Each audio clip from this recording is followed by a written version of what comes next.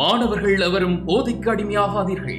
அடிமையானவர்கள் மீண்டதாக சரித்திரமில்லை. எனவே உங்களையும் சமூகத்தையும் பாதுகாத்துக் கொள்ளுங்கள். உங்கள் நலன் கருதி கல்வி டிவி. வணக்கம் பிள்ளைகளே.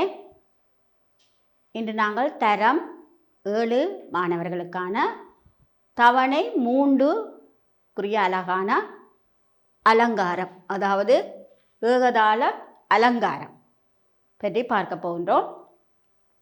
அலங்காரம் 7 அலங்காரங்கள் இருக்கின்றது. ஆகவே அதனை நாங்கள் சப்ததாள அலங்காரம் என்று கூறுகின்றோம். இந்த சப்ததாள அலங்காரத்தில் முதலாவதாக நாங்கள் ஏகதாளத்தை தரம் 7 படிக்க போகின்றோம். இந்த ஏகதாள அலங்காரம் அமைந்த ராகம் மாயமாளவ கௌளை ராகத்தில் இந்த ஏகதாள அலங்காரம் அமைந்துள்ளது. அடுத்ததாக இந்த ஏகதாள அலங்காரத்தின் தாளம் ஏகதாளம். அந்த ஏகதாளத்தில் காணப்படுற அங்கம் லகு. லகு மட்டும்தான் காணப்படுகின்றது. ஏகதாளத்தை இயற்றியவர், அதாவது அலங்காரத்தை இயற்றியவர் என்று சொன்னாலும் சரி, ஏகதாள அலங்காரத்தை இயற்றியவர் என்று சொன்னாலும் ஸ்ரீ புரந்தரதாசர். இந்த அலங்காரமும் அப்பியாச கான வரிசைகளை சேர்ந்தது. அதாவது சுராளி வரிசை, மேல்சாய் வரிசை, ஜண்ட வரிசை, இவற்றிற்கு அடுத்ததாக நாங்கள் இந்த அலங்காரத்தை தான் நாங்கள் படிப்போம். சப்ததாள அலங்காரம். நாங்கள் இப்பொழுது முதலாவதாக இந்த ஏகதாள அலங்காரத்தை பார்க்க போகின்றோம். இதில் ஆவர்த்தன முடிவு காணப்படுகின்றது, இரட்டை செங்குத்து கோடாக.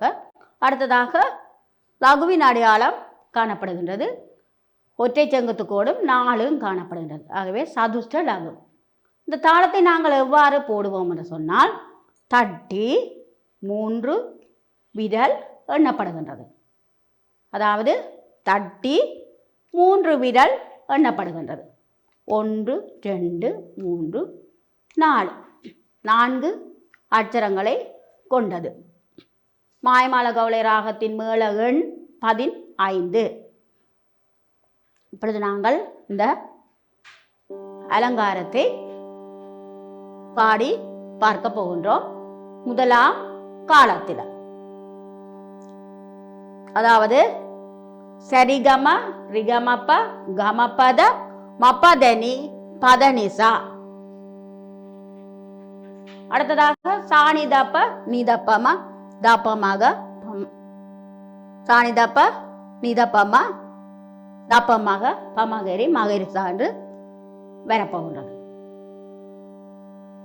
இப்போ முதல்ல இருந்து நாங்கள் முதலாம் காலத்தை பார்க்க போகின்றோம்.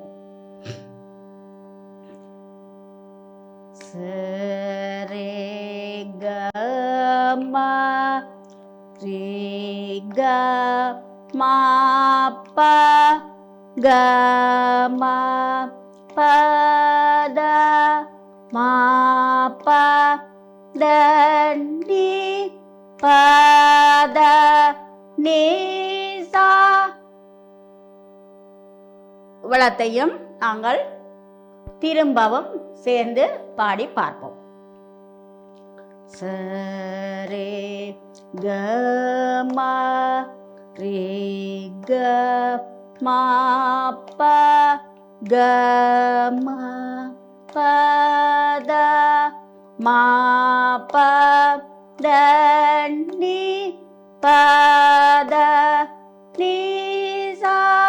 சா நி த ப நி த ப ம த ப ம க ப ம க ரே ம க ரே சா. இப்பொழுது இந்த சாணி தாப்ப என்றதிலிருந்து சேர்ந்து பாடி பார்க்க போகின்றோம். சாணி தப்ப நீ த ப ம த ப ம க ப ம க ரே ம க ரே சா. இப்பொழுது நாங்கள் முதலாம் காலத்தை முழுமையாக சேர்ந்து பாடி பார்ப்போம். இது இலகுவான ஒரு சப்ததாள அலங்காரங்களுக்குள்ளேயே ஒரு இலகுவான ஒரு அலங்காரம். சரே கம ரே க மா ப கம பத மா ப தண்டி பத நீ சா சாணி த ப நீ த ப ம த ப ம க ப ம க ரே ம க ரே சா. திரும்பவும் ஒரு முறை நீங்கள் சேர்ந்து பாடி பாருங்கள்.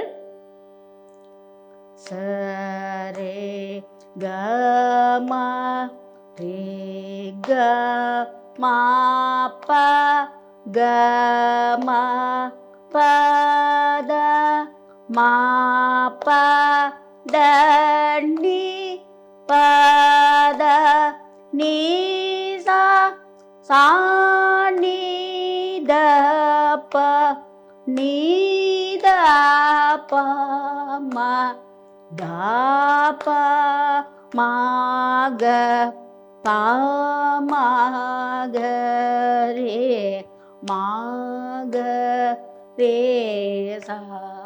இது முதலாம் காலம். அடுத்ததாக நாங்கள் இரண்டாம் காலம். இரண்டாம் காலத்தை பாடி பார்க்க போகின்றோம்.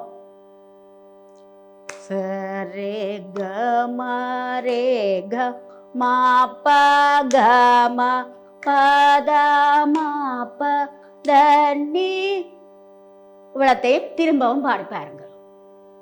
சரே க ம ரே க மா ப க ம பத மா ப த நீ பத நீ சா சாணி த ப நீ த ப ம த ப ம க ப ம க ரே ம க ரே சா.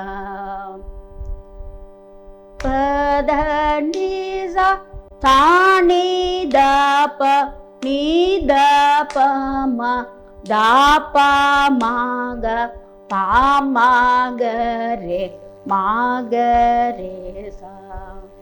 இது ஏகதாள அலங்காரத்தின் இரண்டாம் காலம். முதலாம் காலம் எவ்வாறு பாடினீர்கள்? சரே க ம. இது இரண்டாம் காலம். சரே க ம. இப்பொழுது இரண்டாம் காலத்தை முழுமையாக சேர்ந்து பாடி பார்ப்போம். சரே க ம ரே க ம ப க ம பத ம ப தண்டி பத நீ சா சாணி த ப நீ த ப ம த ப ம க ப ம க ரே ம க ரே சா. இது இரண்டாம் காலம். ஏகதாள அலங்காரத்தின் இரண்டாம் காலம். அடுத்ததாக நாங்கள் மூன்றாவது காலத்தை பார்க்க போகின்றோம். ஏகதாள அலங்காரத்தின் மூன்றாம் காலம். முதலாம் காலம் சரே க ம ரே க ம ப. முதலாம் காலம். இரண்டாம் காலம் எவ்வாறு பாடினோம்? சரே க ம ரே க ம ப. இப்பொழுது மூன்றாம் காலம். சரே க ம ரே க ம ப க ம ப த ம ப த நீ. திரும்பவும் பாடி பாருங்கள் அவ்வளோத்தையும். சரே க ம ரே க ம ப க ம ப த ம ப த நீ ப த நீ ச சா நீ த ப நீ த ப ம த ப ம க ப ம க ரே ம க ரே சா. தாளம் மூன்றாம் காலம் முடிய மாட்டாது. ஆகவே திரும்பவும் பெறப்போகின்றது. சரி கம ரே கம பகம பத ம பத நி பத நி ச நி தப நி தப ம தப மக பமகேரி மகேசா. 2 தரம் 3ஆம் காலம் பாட வேண்டி வரும். திரும்பவும் 1ஆம் காலம் 2ஆம் காலம் 3ஆம் காலம் சேர்ந்து பாடி பார்ப்போம். இப்பொழுது நாங்கள் 3 காலத்தையும் சேர்த்து முழுமையாக பார்க்க போகின்றோம். சேர்ந்து பாடி பாருங்கள். சரே கம ரே கம ப கம பத ம பத நி பத நி ச நி த ப நி த ப ம த ப ம க ப ம க ரே ம க ரே சா. 1ஆம் காலம். அடுத்ததாக 2ஆம் காலம். சரே கம ரே கம ப கம பத ம பத நி பத நி ச நி த ப நி த ப ம த ப ம க ப ம க ரே ம க ரே சா. அடுத்ததாக 3ஆவது காலம். சரி கம ரே கம ப கம பத ம பத நி பத நி ச நி த ப நி த ப ம த ப ம க ப ம கே ம கே ரே சா. சரி கம ரே கம ப கம பத ம பத நி பத நி ச நி த ப நி த ப ம த ப ம க ப ம கே ரே ம கே ரே சா. 1ஆம் காலம் 2ஆம் காலம் 3ஆவது காலம். அடுத்ததாக வினாக்கள் இதிலே காணப்படுகின்றது. முதலாவதாக இந்த அலங்காரம் அமைந்த ராகம். இதில் இருக்கும் வினாக்களையும் நீங்கள் குறித்துக் கொள்ளலாம். நான் கூறும் வினாக்களையும் நீங்கள் குறித்துக் கொள்ளலாம். இதில் இருக்கும் வினாக்களோடு இன்னும் சில வினாக்களையும் கூறுகின்றேன். அதாவது இந்த அலங்காரம் 7 அலங்காரங்கள் காணப்படுகின்றது. அதாவது சப்ததாள அலங்காரம் என்று சொல்லப்படுகின்றது. 7 அலங்காரம் காணப்படுகின்றது. அந்த 7 அலங்காரமும் அமைந்த ராகம், ஏகதாளம் அலங்காரம் அமைந்த ராகம் என்றாலும் சரி, இந்த 7 அலங்காரத்திலையும் அலங்காரம் அமைந்த ராகம் என்று சொன்னாலும் மாயமாளவ கௌளை என்பதுதான் விடையாக எழுதப்படும். அடுத்ததாக இந்த மாயமாள கௌளை ராகத்தின் மேள எண் 15. ஒரு அங்கத்தை மட்டும் கொண்டு அமைந்த அலங்காரம். 7 அலங்காரங்கள் காணப்படுகின்றது. அவற்றிலே ஒரு அங்கத்தை மட்டும் கொண்டு அமைந்த அலங்காரம் என்று கேட்கப்படும் வினா. ஒரு அங்கத்தை மட்டும் கொண்டு அமைந்த அலங்காரம். 7 அலங்காரத்திலையும் ஒரு அங்கத்தை மட்டும் கொண்டு அமைந்த அலங்காரம் இந்த ஏகதாளம் தான். அதாவது லகு என்ற அங்கத்தை மட்டும்தான் இந்த ஏகதாள அலங்காரம் கொண்டுள்ளது. மற்ற 6 அலங்காரமும் வேறு அங்கங்களை கொண்டு வரும். அப்போ இந்த அலங்காரம் மட்டும்தான் ஒரு அங்கத்தை மட்டும் கொண்டு அமைந்த அலங்காரம் ஏகதாள அலங்காரம். லகுவின் அடையாளம் உங்களுக்கு தெரியும், ஒற்றை செங்குத்து கோடு. அது லகு 5 வகைப்படும். திஷ்ட லகு என்று சொன்னால் 3, சதுஷ்ட லகு 4, கண்ட லகு 5, மிஷ்ட லகு 7, சங்கின லகு 9. அடுத்ததாக இந்த அலங்காரத்தை இயற்றியவர் ஸ்ரீ புரந்தர தாசர். அடுத்தது இந்த அலங்காரத்தில் எத்தனை ஆவர்த்தனங்கள் காணப்படுகின்றது? அலங்காரத்தில் அதாவது சப்ததாள அலங்காரம் 7. இந்த 7 அலங்காரத்திலுமே 10 ஆவர்த்தனங்கள் காணப்படும். 7 அலங்காரத்திலும் 10 ஆவர்த்தனங்கள் காணப்படும். அடுத்ததாக 2ஆம் காலத்தில் வரும்போது அது 5 ஆவர்த்தனமாக காணப்படும்.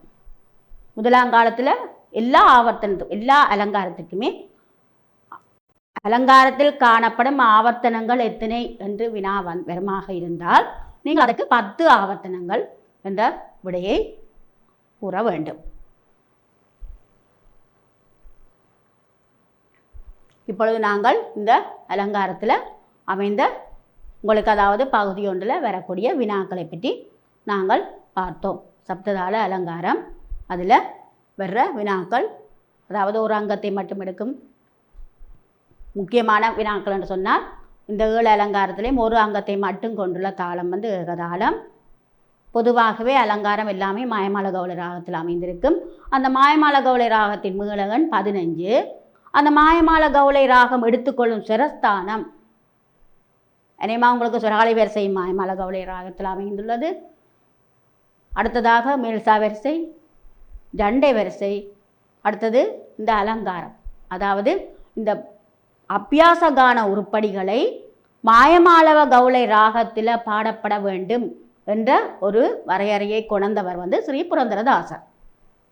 ஆகவே இந்த அபியாச கான உருப்படிகளை எல்லாம் இயற்றியவர் வந்து ஸ்ரீ புரந்தரதாசர்.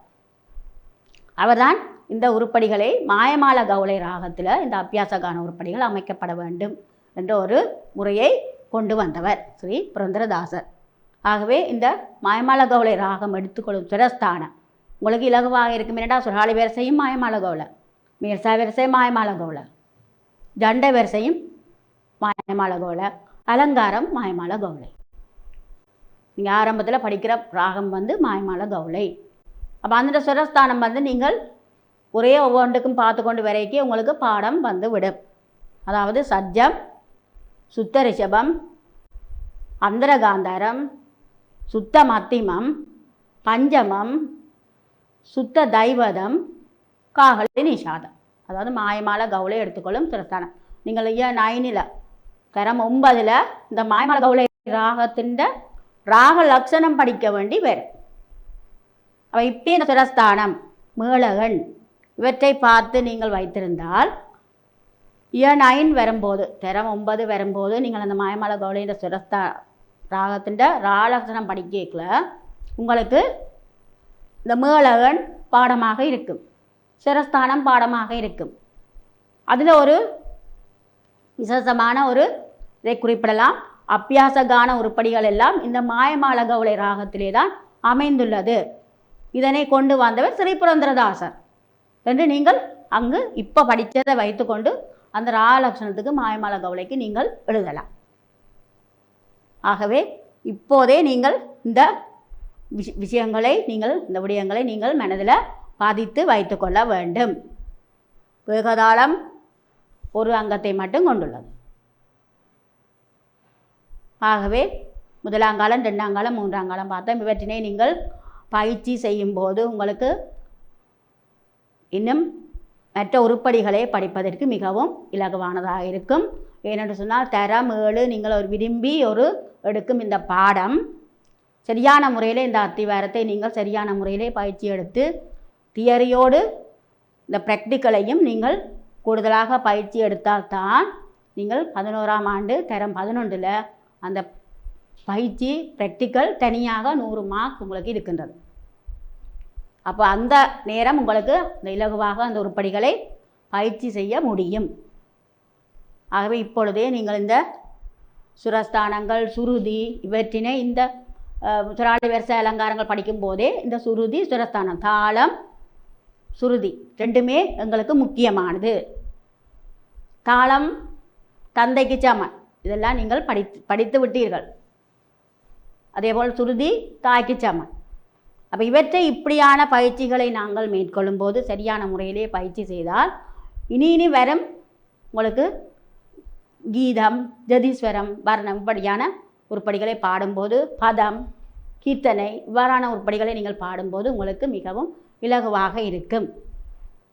ஆகவே தரம் 6, 7 இவ்வாறான வகுப்புகளிலே நீங்கள் இந்த பாடத்தை விரும்பி எடுக்கிற பாடம், தயவுசெய்து விருப்பத்தோடு நீங்கள் படிக்க வேண்டும். நான் ஒரு A எடுக்கிறதுக்கு படிக்கிறதோ, C எடுக்கிறதுக்கு படிக்கிறதோ, B அப்படியான ஒரு மனநிலையில் படிக்கக்கூடாது. நீங்கள் விரும்பி இந்த பாடத்தை படிப்பீர்களாக இருந்தால் நிச்சயமாக நல்ல பெறுவேற்றை பெறலாம். ஒரு ஏழில் போய்க்க கூட உங்களுக்கு நீங்கள் மேத்ஸோ, சயின்ஸோ, கொமர்ஸோ எடுக்க முடியாத காலகட்டத்தில் இந்த பாடத்தில் நீங்கள் ஒரு ஏ எடுத்து நல்ல ஒரு பெறுவற்றப்படும் போது நீங்கள் ஏஎல்ல கூட இதை ஒரு பாடமாக எடுத்து நீங்கள் இதையே உங்களுடைய எதிர்காலத்துக்கு ஒரு நல்ல ஒரு முன்னேற்றத்துக்கு ஒரு பாடமாக அமையலாம். உங்களுக்கு ஃபைன் ஆர்ட்ஸ் எல்லாம் இருக்குது. அப்போ அப்படியான துறைகளில் நீங்கள் இந்த துறையில் போய் ஒரு முன்னேற்ற பாதையை நீங்கள் இந்த பாடத்தை விரும்பி கற்பதன் மூலம் நீங்கள் அடையலாம் என்று கூறிக்கொள்ள விரும்புகின்றேன். சரியான முறையிலே இந்த பாடத்தை நீங்கள் விரும்பி எடுத்தபடியால் சரியான முறையில் படிக்க வேண்டும் என்று கூறிக்கொண்டு அடுத்ததாக நாங்கள் ஸ்வராலி வரிசை 9ஆம் பாடம் 6, 7, 8 முதல் வகுப்பில் பார்த்து நாங்கள் இப்பொழுது ஸ்வராலி வரிசை 9ஆம் பாடம் பார்க்க போகின்றோம். அதற்கும் ராகம் வந்து மாயமாளவ கவுளை, மேளகன் 15, தாளம் ஆதி. இயற்றியவர் வந்து ஸ்ரீ புரந்தரதாசர். ஆதி தாளம். ஆதி தாளம் உங்களுக்கு தெரியும். 1, 2, 3, 4, 5, 6, 7, 8 8 அட்சரங்களை கொண்டது. சதுஷ்ட லகு திருதம் திருதம் இவ்வாறு காணப்படுகின்றது. இது அங்க அடையாளம் ஒற்றை செங்குத்துக்கோடு, ஆவர்த்தன அடையாளம் இரட்டை செங்குத்துக்கூடாக காணப்படுகின்றது.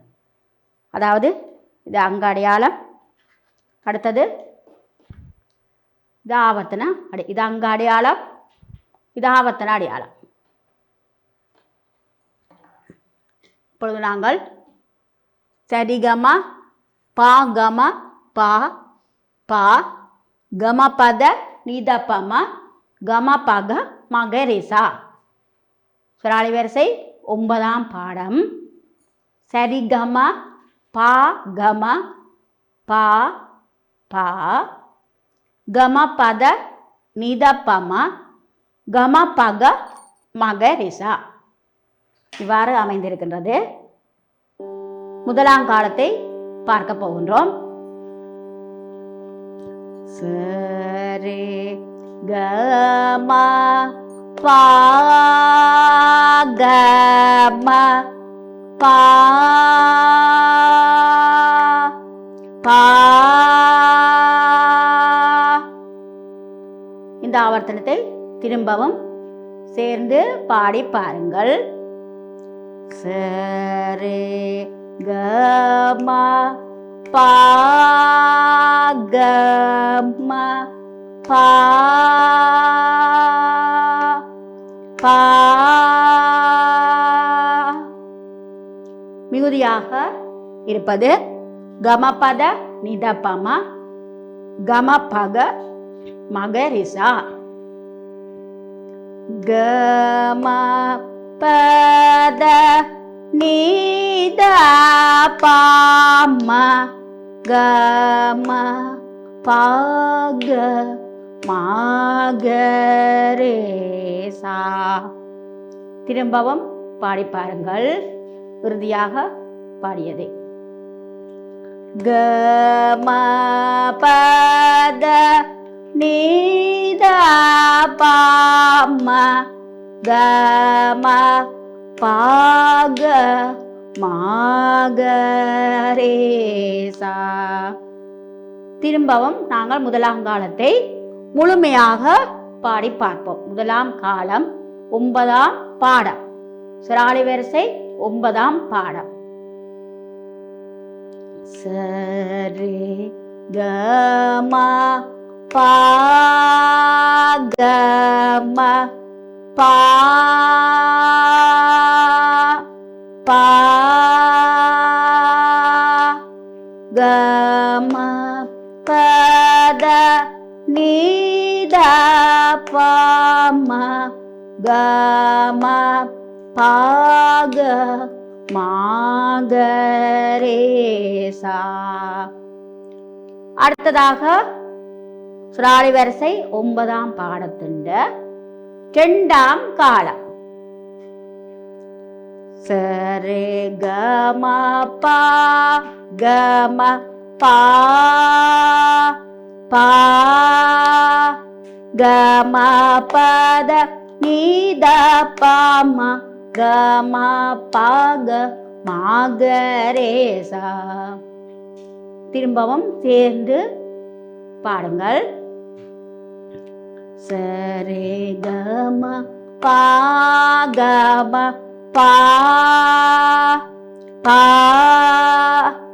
கம பத நீத பம கம பாக மாகரேசா. இது 2ஆம் காலம். அடுத்ததாக 9ஆம் பாடம், சுராலி வரிசை 9ஆம் பாடத்தின் 3வது காலம். 1ஆம் காலம் எவ்வாறு பாடினீர்கள் என்று சொன்னால் சரே கம. 2ஆம் காலம் சரே கம சரே கம பா கம. இது 2ஆம் காலம். அடுத்த 3வது காலம் சரி கம பா கம பா பா கம பத நித பம கம ப கம கரேசா. 3வது காலம். இப்பொழுது சேர்ந்து பாடி பாருங்கள். சரி கம பா கம பா பா கம பத நித பம கம ப கம கரேசா. அடுத்தது 4வது காலம். 9ஆம் பாடத்தின் 4வது காலம் சுராலி வரிசை.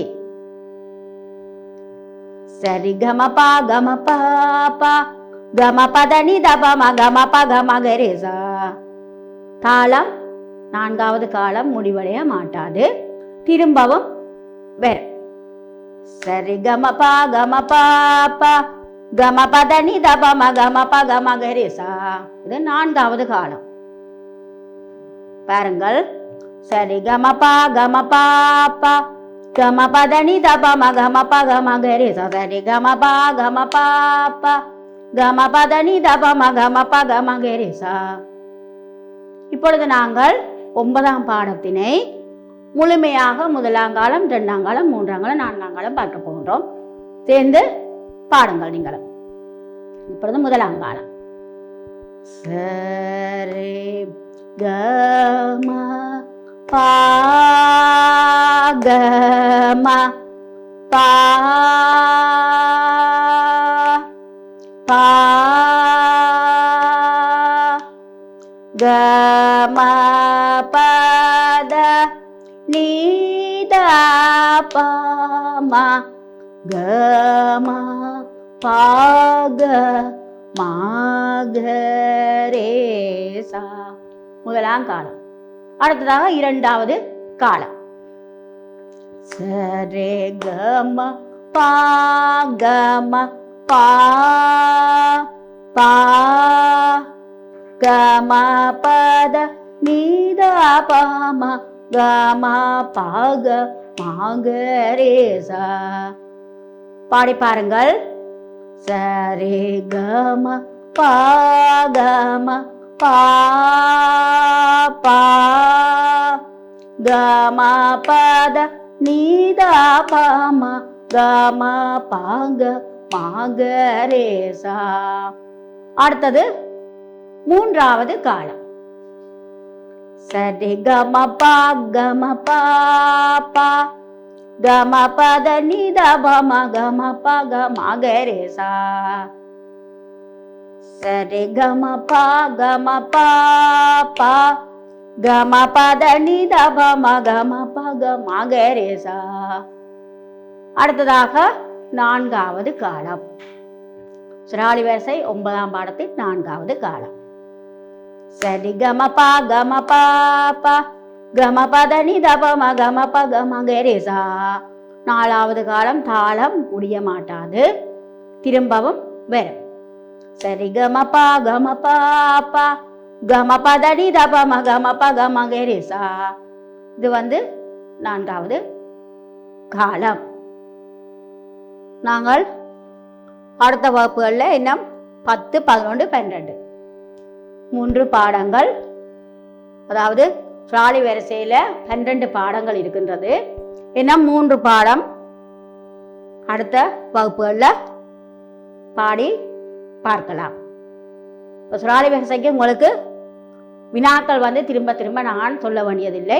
ஒரே வினாக்கள்லாம் எல்லா 12 பாடங்களுக்குமே ஒரே வினாக்கள்லாம் வந்து கொண்டு இருக்கு. ஆகவே இந்த வினாக்களை நான் திரும்பவும் சொல்ல வேண்டிய அவசியம் உங்களுக்கு இல்லை. ராக மாயமால கவலை மேளகன் 15 இயற்றியவர் ஸ்ரீ புரந்தரதாசர். தாளம் வந்து ஆதி, லகு, திருதம் திருதம் என்ற தாளத்தின் ஆதி தாளத்தின் அங்கங்கள். ஆதி தாளத்தில் வரும் அச்சரங்கள் வந்து 8 அச்சரம். ஆகவே மாணவர்களே, இந்த 9ஆம் பாடத்துடன் இன்றைய வகுப்பை நான் நிறைவிற்கு கொண்டு வருகின்றேன்.